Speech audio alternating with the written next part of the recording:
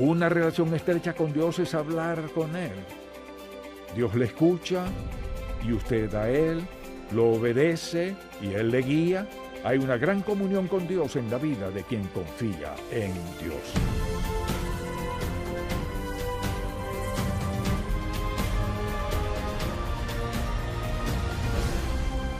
Hace 4 décadas fundamos Ministerios en Contacto para guiar a todo creyente a cultivar una relación más estrecha con Jesucristo. Con los años hemos visto la grandeza de Dios, su amor y su bendición de formas tan maravillosas que queremos que todo el mundo conozca al Señor. Así que abramos la palabra de Dios y busquémoslo juntos. Hoy en el programa En Contacto, los 7 hábitos de una vida consagrada a Dios. Este mensaje se titula Los 7 hábitos de una vida consagrada a Dios. Debería escribir cada uno de ellos y preguntarse, ¿soy una persona consagrada a Dios? En primer lugar, veamos un par de definiciones. Comencemos con ¿qué es un hábito? Un hábito es un patrón de comportamiento a menudo inconsciente que se adquiere por repetición frecuente. Eso es un hábito, algo que hacemos una y otra vez. Desde luego, la segunda definición es que es una vida consagrada a Dios. ¿Qué es consagrada? Es una vida que ya no busca satisfacción propia mediante un estilo de vida pecaminoso, sino que se ha entregado a Dios y a su voluntad en su vida. En otras palabras, diríamos que eso es una vida santificada, no perfecta, no quiere decir que nunca peque, sino significa una vida rendida por completo a Dios.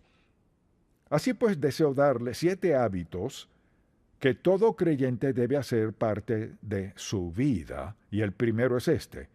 El primer hábito es una vida de oración.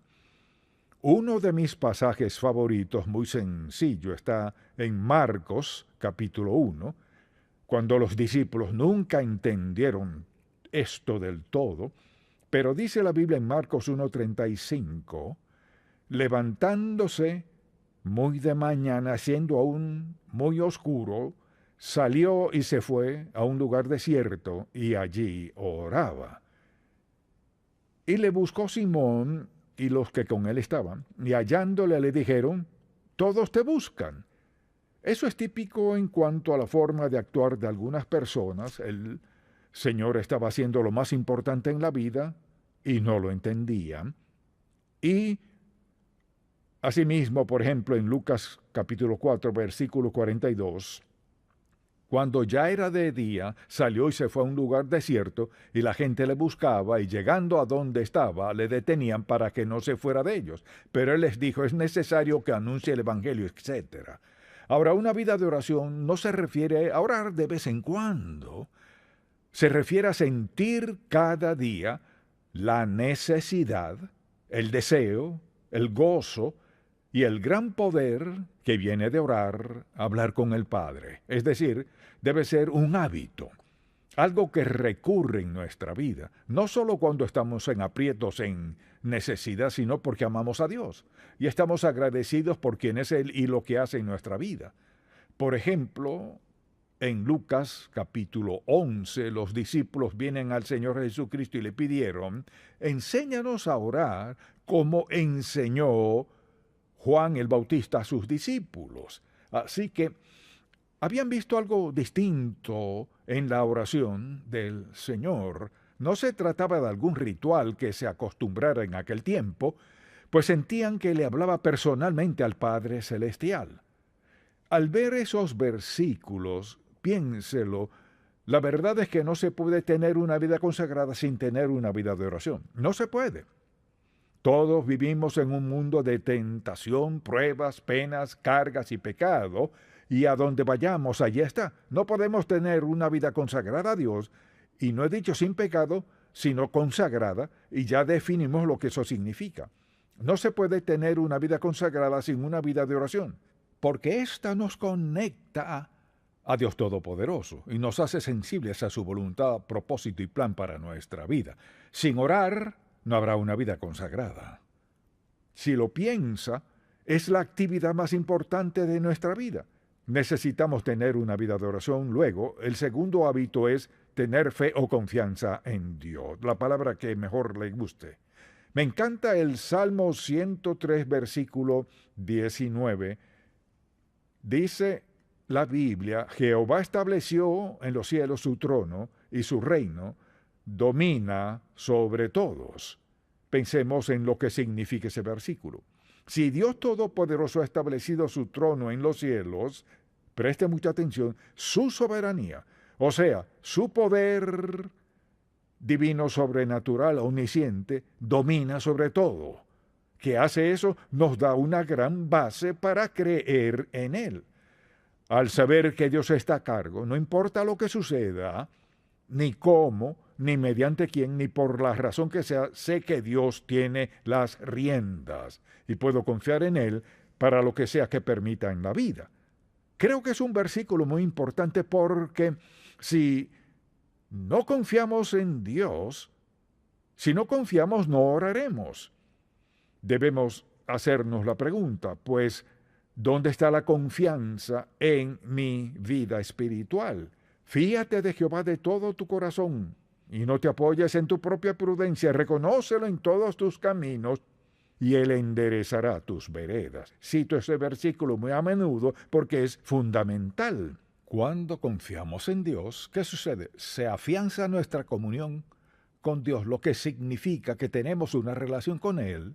No tengo que presentármele. Una relación estrecha con alguien significa cercanía, no solo en afecto, sino en mentalidad, la forma de pensar, lo que sienten. Una relación tan cercana es la que debería tener todo matrimonio todos sus días. Una relación estrecha con Dios es hablar con Él. Dios le escucha y usted a Él, lo obedece y Él le guía. Hay una gran comunión con Dios en la vida de quien confía en Dios. Si usted quiere saber si confía o no en Dios, hágase la siguiente pregunta. ¿Qué está preocupándome?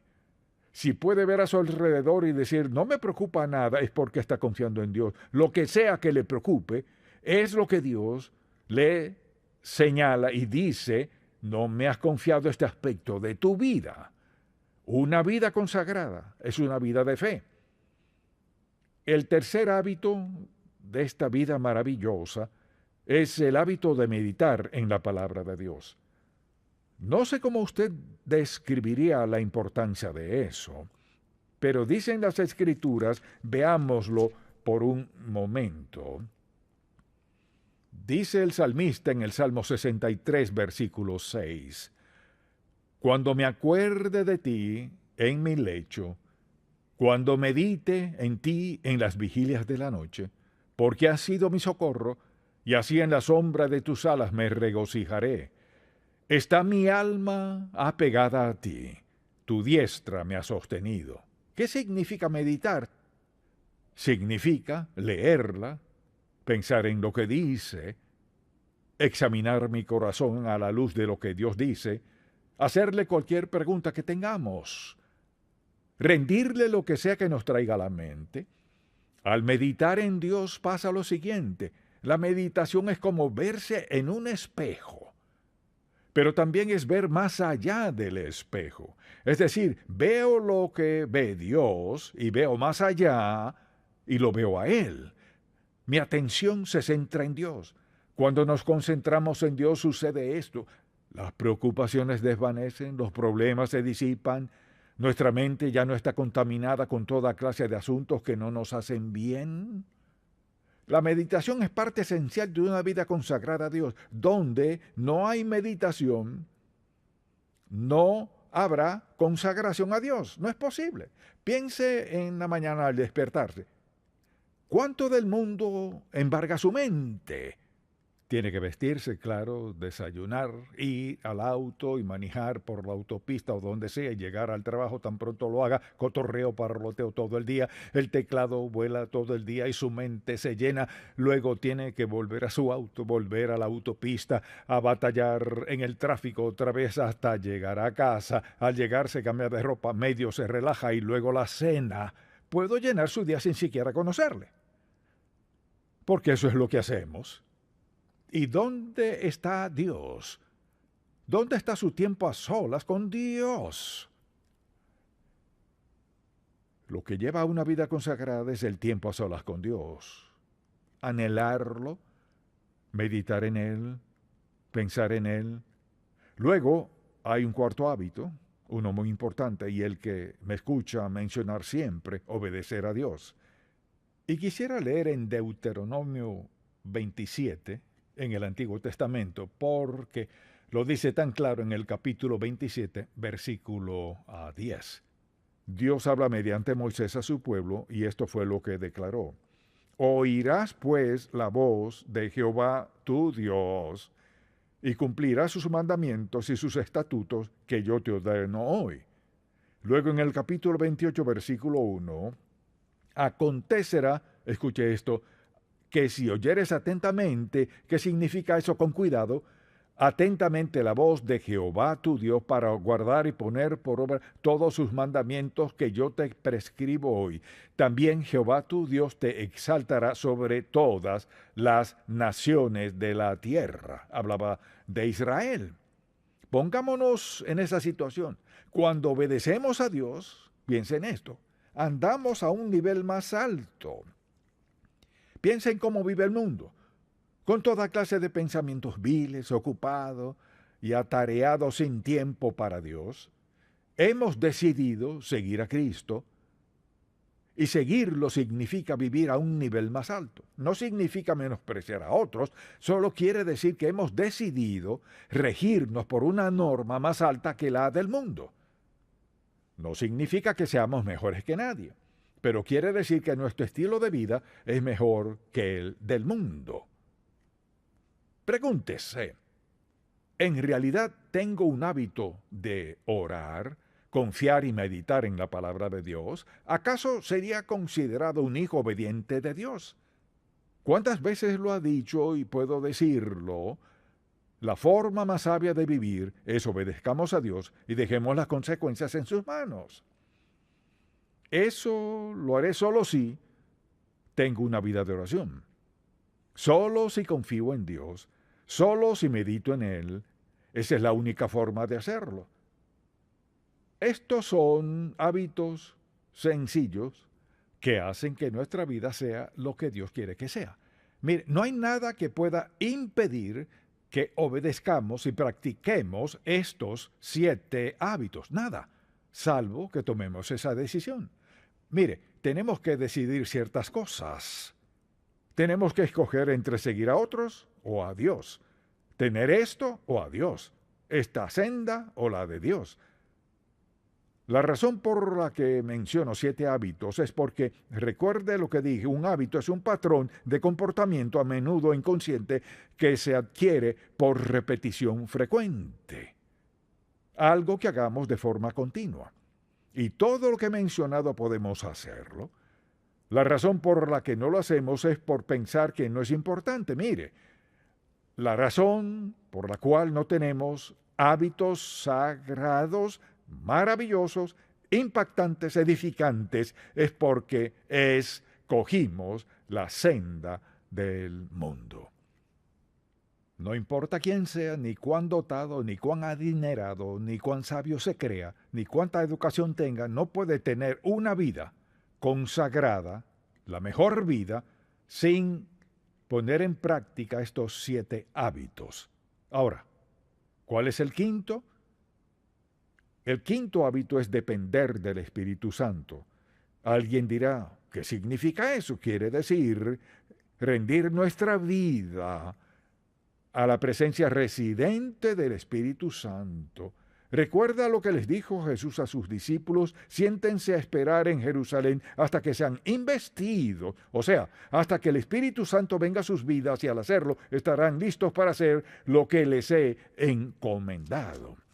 Así que le he dado varios pasajes, algunos ya los conoce, quizás otros no, pero en Efesios 5 recordará lo que dice la Biblia en este pasaje en particular. Veamos el versículo 18.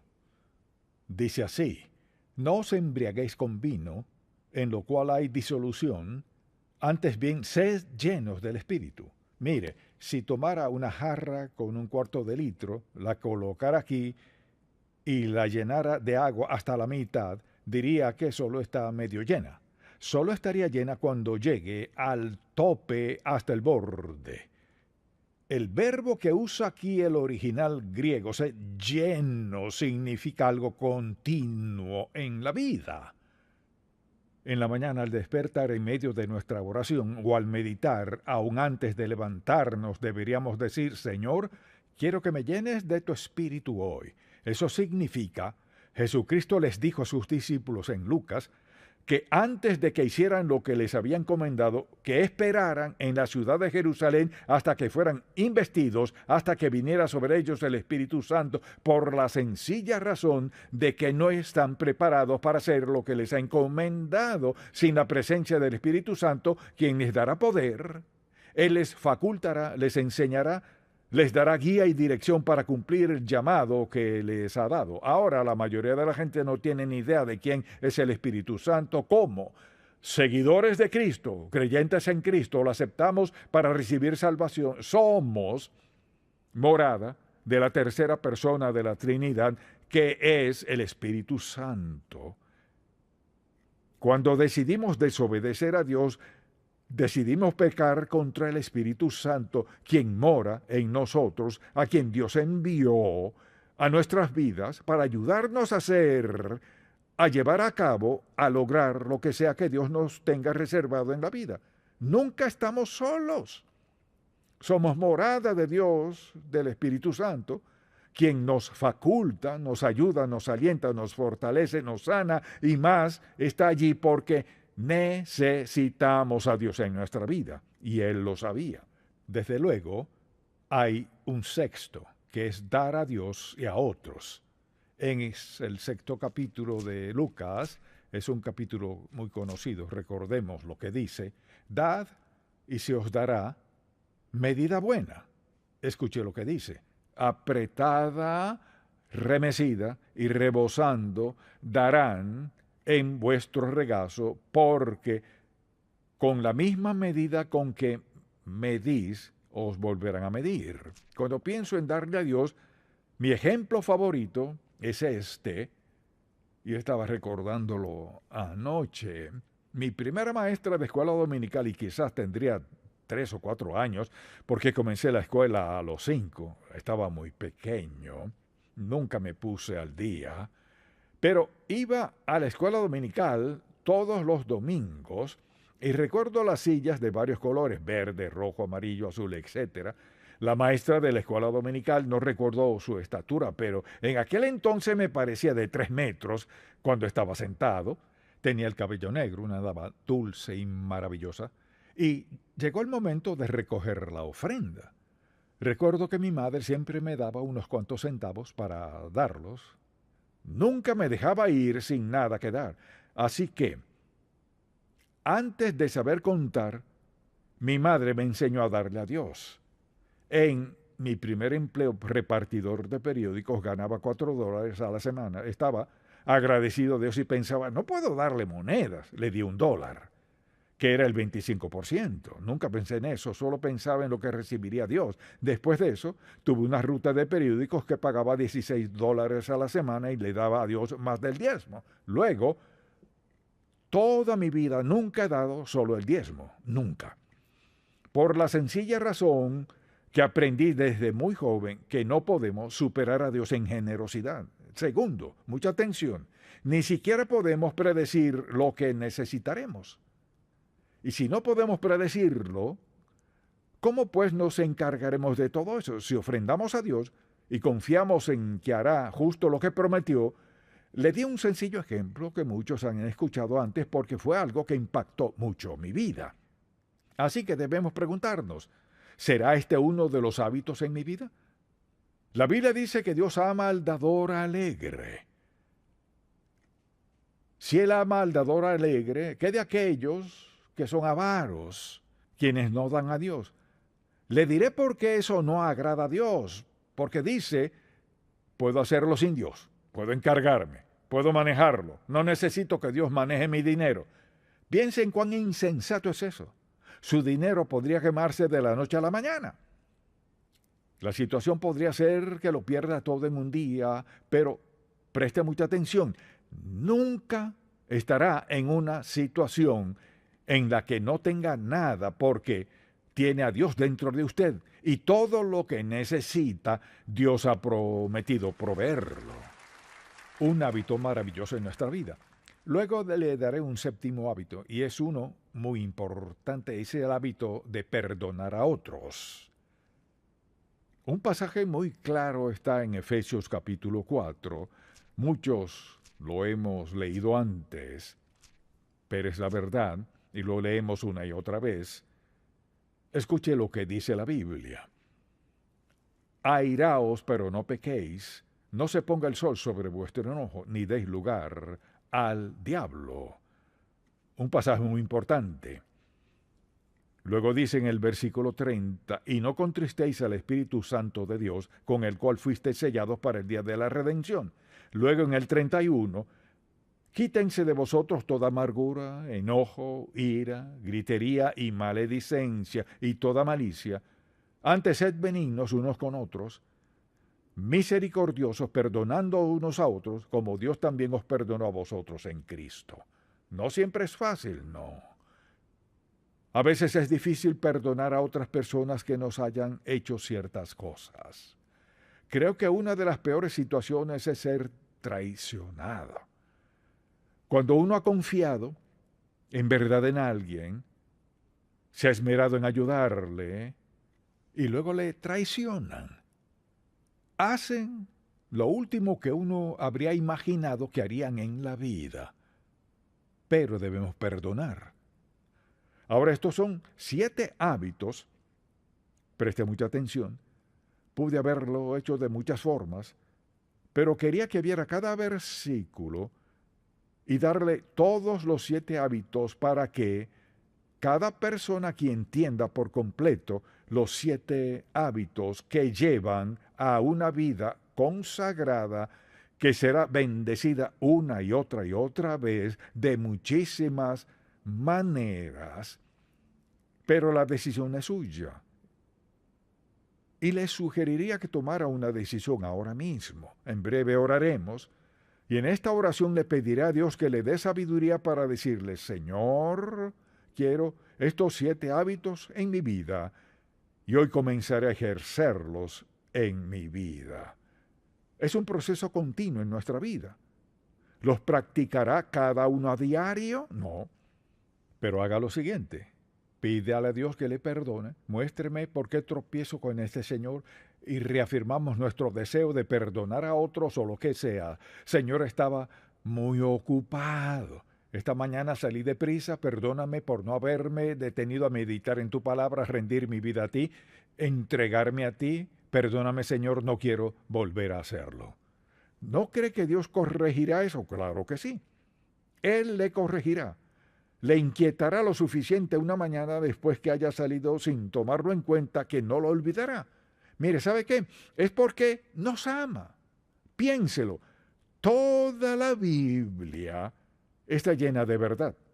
Pero creo que estos 7 hábitos transformarán por completo su vida y le llevarán a lograr más de lo que su corazón podría haber anhelado.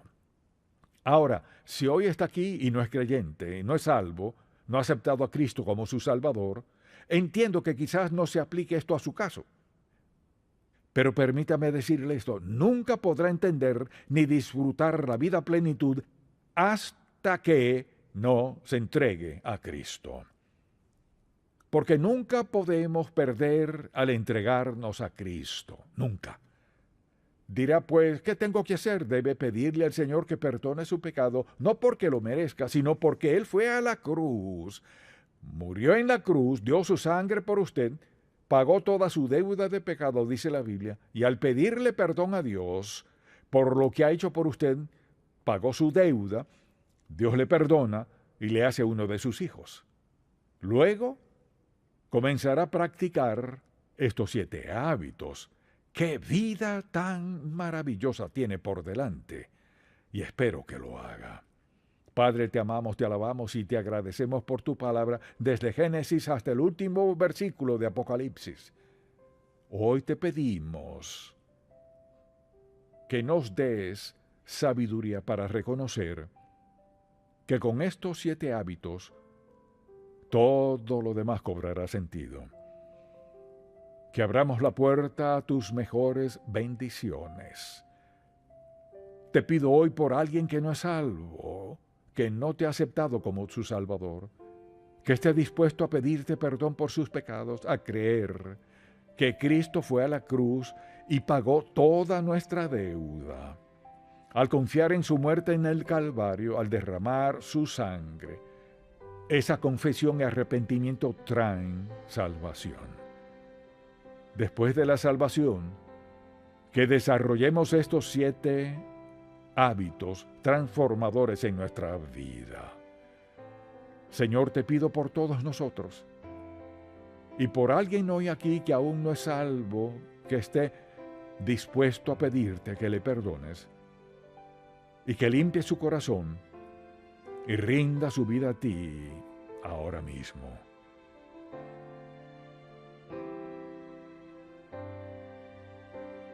Te damos gracias en el nombre de Jesús.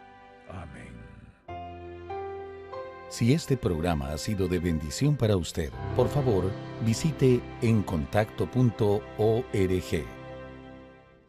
En Contacto, estimulamos a todo creyente a cultivar una relación más estrecha con el Señor Jesucristo y apoyamos la labor de la iglesia local. Este programa es patrocinado por Ministerios en Contacto. La difusión de estos programas se hace posible por la gracia de Dios y por las oraciones y donativos de personas como usted.